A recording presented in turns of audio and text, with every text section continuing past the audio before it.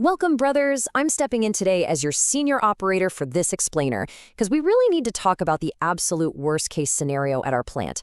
When you're managing a wastewater treatment plant, you know you prepare for a lot of things, right? But Incident 22, the mass biological death of our system via chemical toxicity, is the one that literally keeps us all up at night. Today, we're locking in our standard operating procedure to handle exactly that. I want to ask you a serious question. Have you ever walked past the aeration basin, looked down, and seen your normally healthy, brown, aerobic sludge just suddenly turn dark black? Have you ever been hit in the face with that foul, uncontrollable stench? It's a terrifying reality. It means your plant is experiencing an acute biological crash. And man, every single second counts. But look, I want to reassure you, brothers, right now. Do not panic. We're going to walk through this crisis step by step.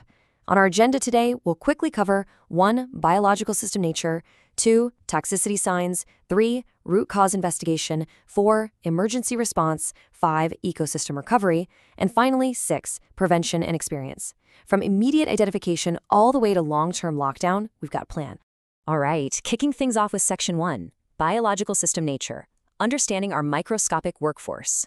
As operators, you already know this. Our activated sludge relies on an incredibly delicate, honestly beautiful balance of aerobic bacteria and protozoa working together to break down organics.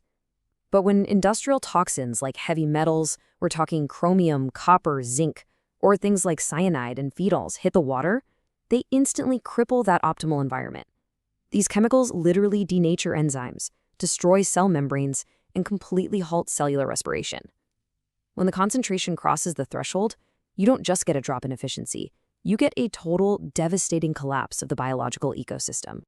Moving right into Section 2, Toxicity signs, field diagnosis of poisoning. Now notice how intensely physical these symptoms are. The sensory red flags, they're immediate. Your sludge turns dark black or gray. You get hit with this foul anaerobic stench because, well, the aerobic bugs are dead. That normal, healthy white foam completely disappears from the surface. You'll see erratic DO and pH levels flashing on your SCADA screens, and you might even catch distinct chemical smells coming off the water, like a sweet, bitter phenol smell, sharp ammonia, or a heavy solvent odor. A sudden lack of foam paired with that terrible stench means your system has completely shifted to uncontrolled anaerobic decomposition. If you pull a sample, you gotta pay close attention to this number. Less than 10%.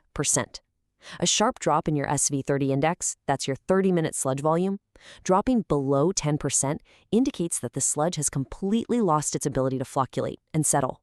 The sludge basically becomes loose, porous, and just refuses to clump together. And it gets worse. During a toxic shock, your outlet chemical oxygen demand, or COD, is going to drastically spike 2 to 5 times higher than normal. Your nitrification just halts, ammonia spikes, and suddenly you are severely violating discharge standards. The clock is absolutely ticking here. So what do we do? Section 3, Root cause investigation, the 7-step diagnostic sequence. All right, here are the first 3 rapid response steps. Step 1 is a quick visual and SCADA check in those first 5 to 10 minutes. Look closely at your pH and DO. Step 2, urgent inlet water analysis for toxins. You need to catch that toxic spike at the inlet as fast as humanly possible, within those first couple of hours. Step 3, get on the radio and check the factory discharge history and logbooks. Find out if there was an accidental spill or some unannounced chemical wash. Moving right into the rest of the sequence. Step 4, measure your live biological tank parameters. If your DO is 0, it's totally anaerobic. If DO is above 5, your bugs are dead and they aren't breathing. Step 5 is microscope analysis. Step 6, you're comparing live input and output data against historical averages to see the efficiency drop. And finally, Step 7, identify the specific toxin and calculate your required dilution factor. Comparing this live tank data against your baseline pinpoints the exact nature of the poison we're dealing with. Actually, jumping back to Step 5 for just a second, let's look at this microscope comparison.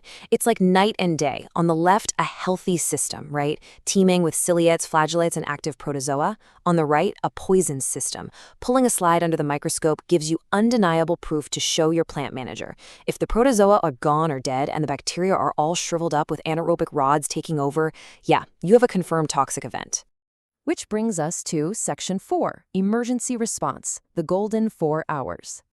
Listen closely, brothers. I need you to command the team to execute these actions immediately. Number 1, isolate the toxic source. Shut those valves. If you don't know the exact source, shut off all industrial intake and only take domestic water.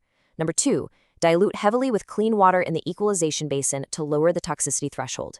Next, bump up your return-activated sludge, your RAS, up to 100 to 150% to keep your MLSS up, so the dilution doesn't just wash out your sludge. Maximize aeration to strip out VOCs and keep whatever remaining bugs you have breathing. Finally, if you know the exact toxin, deploy emergency chemical neutralization, like using ferrous sulfate for cyanide. Once the bleeding stops, we hit Section 5, Ecosystem Recovery, nursing the biology back. This takes about 4 hours to 7 days. Okay, so the crucial point here is following the exact recovery recipe. First, you absolutely must add healthy seed sludge from a neighboring plant. We're talking 10 to 30% of your volume. Then, dose commercial biosupplements to kickstart those specific bacteria for 3 to 5 days. You also need to temporarily halt sludge wasting. Keep that sludge retention time high so you trap the new bacteria in the system. Carefully balance your pH, changing it no more than 0.5 units per hour to avoid a secondary shock, and make sure you supplement nutrients like urea and phosphoric acid so your new bugs actually have food. Finally, Section 6, Prevention and Tracking, Learning and Locking Down. Now, this is how all of that builds into a recovery log.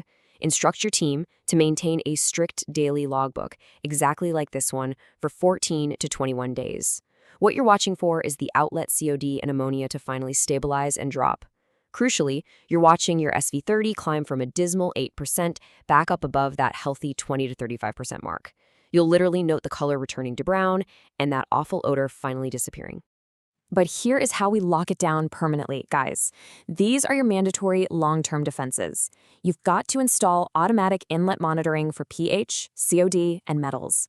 And those sensors, they literally must be linked to auto shutoff valves. A sensor that just rings an alarm while poison pours into your basin is completely useless. You need strict, heavily penalized discharge agreements with the factories. Optimize your equalization tanks to shave off those peak toxic loads, and always maintain a 24-hour reserve of emergency neutralization chemicals. I want to leave you with this hard-hitting truth straight from the SOP. Never fully trust discharge commitments. You must have physical auto valves and chemical online monitoring to protect your sludge. A promise on a piece of paper won't save your bacteria for sure, but an automated shutoff valve definitely will. So, the question you have to ask yourself when you walk into your plant tomorrow is this.